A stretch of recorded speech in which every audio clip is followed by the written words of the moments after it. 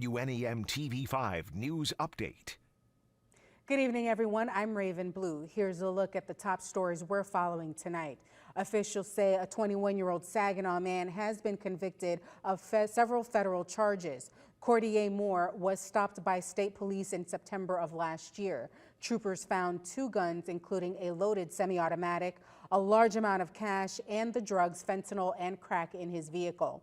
Officials say a jury found Moore guilty on all counts. He faces a minimum of 5 years to life in prison. He is scheduled to be sentenced in January.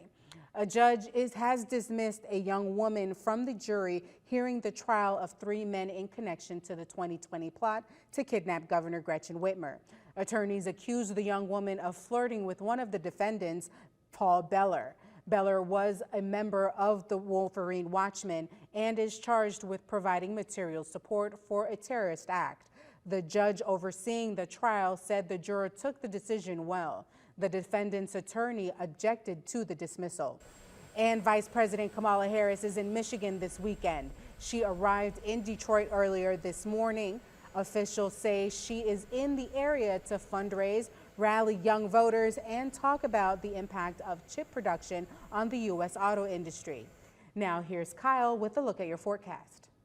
Well, we've got chilly temperatures to start our Sunday after a relatively calm night for us, and we'll actually be able to warm those temperatures back into the low 50s tomorrow, but keeping in some of those winds is going to make it feel a little bit chilly out there. Here's a look at your planner. We're actually going to be starting in some sunshine, but eventually we'll be building into cloud cover as we get into the afternoon. Also a chance of rain as we get into tomorrow overnight. We'll talk about that here in just a second. Here's your hourly wind gust trend.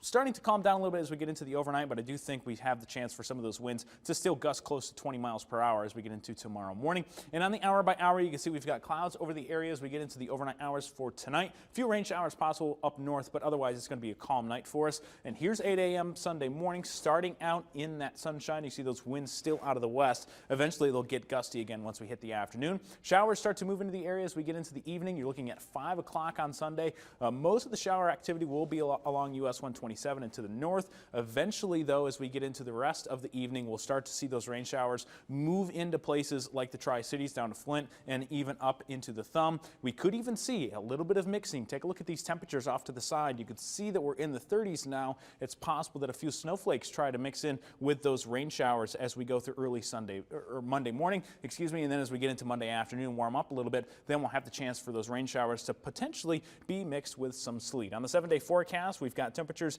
in the 40s for highs as we start the work week. Luckily, we do have a warming trend as we get into next weekend. Remember to tune into WNEM TV5 on air and online 24/7 for the latest news, weather, and information.